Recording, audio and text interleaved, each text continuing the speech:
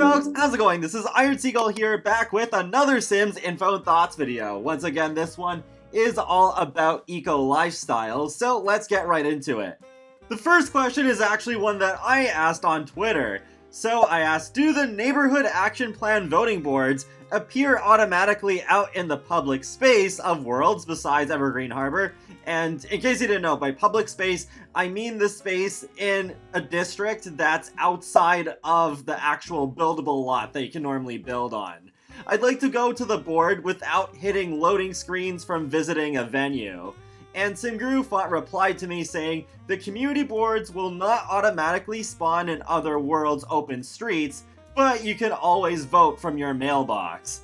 I gotta say, I am disappointed about that, because the reason why I thought of asking this question in the first place is because I was thinking last night about how I would go about placing these boards in other worlds, and if you have seasons, it is possible for skating rinks and food stands to appear around outside your lots, amongst other things. So I thought, oh, okay, maybe they could have reused that technology for the N.A.P boards, but nope, not the case. I was already thinking that if I did get no for an answer, that I could use the tool mod by Twisted Mexi to place the boards out in the open street, like I have with other objects before. And SimGuruFont did also reply saying, the community board is in the buy catalog as it's a required object for the community spaces lot, so you can definitely place it with whatever tools you have access to. Also, when Pamtastic asked, can we place them from the build by catalog in, say, parks or other buildable lots, SimGuru Jill chimed in saying, absolutely! Voting boards are functional on any venue type, not only community spaces. You just won't have community space projects available at other venues, but you'll have the full N.A.P voting functionality. So at least that is a good thing that we can still just grab the voting boards from build by, because I thought maybe modders would have to unlock that, so I'd have to use an unlock mod as well as the tool mod, but thankfully I don't need to do that.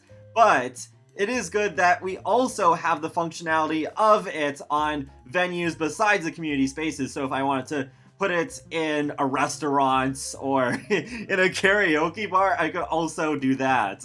So now that I have all this information, I can plan a bit better as to where I'm going to place these N.A.P boards, because I was thinking about where I'm going to be able to place community spaces, and it's quite tough because in my Let's Play save, it's pretty full and there aren't too many lots I'm willing to get rid of. I think I might be able to fit 2 different ones into Sulani, and there's at least one I think I can put in Willow Creek, and then there's some other worlds I can fit it in as well. But there are some worlds where I'm just like, no, and it's probably not worth the trouble because that world might not be too eco-focused anyways, like El Sol Valley. I want that to be industrial, so yeah, I'm probably not going to put one of those venues in there, but I can at least have the N.A.P boards in the district so that I can have my celebrities vote on what they want to do, and all this sort of different crazy things that can go on through the neighborhood action plans.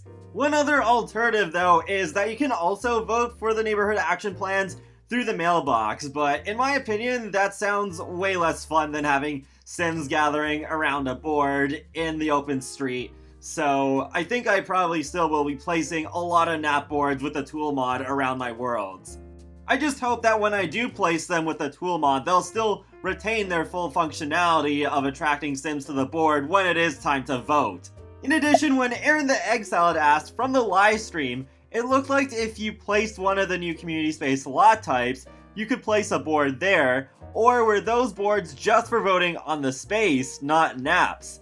And SimGuru Jill replies saying, voting boards placed at community space venues have both types of voting interactions. You can vote on community space projects or neighborhood action plans.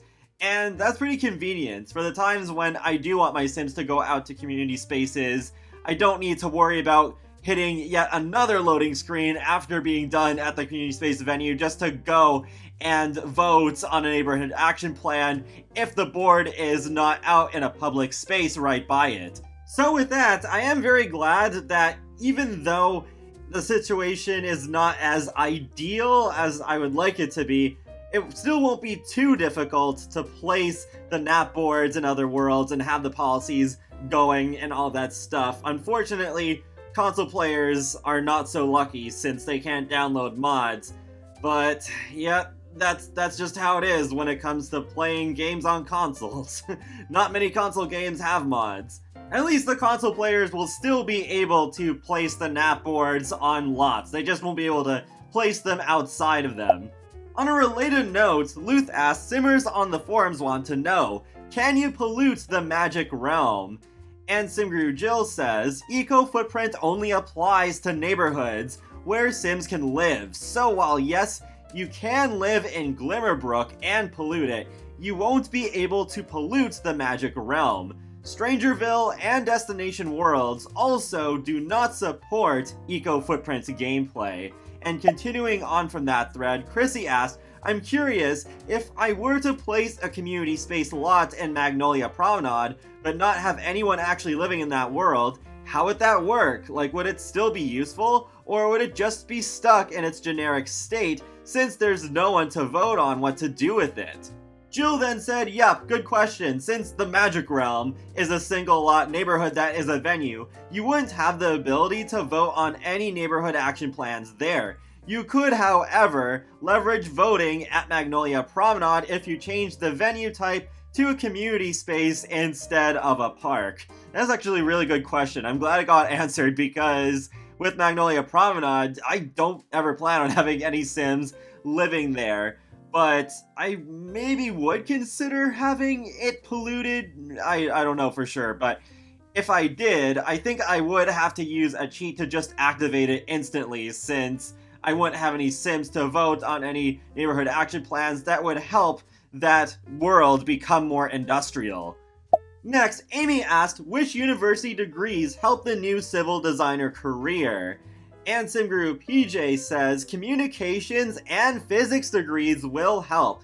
That's good. I was wondering about that too, because apparently this expansion pack is going to be one of the biggest in terms of cross-pack functionality, so I was hoping there would be some university integration there too.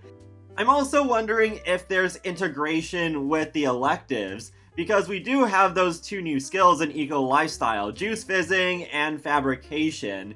And so far, they have been really good with integrating all of the skills from other packs into the elective system. For example, one of my Sims in my Supernatural University Let's Play, she learned some Salvadoradian culture skill without having to actually go to Salvadorado, which I think is pretty neat, because in real life, you can have culture classes as an elective.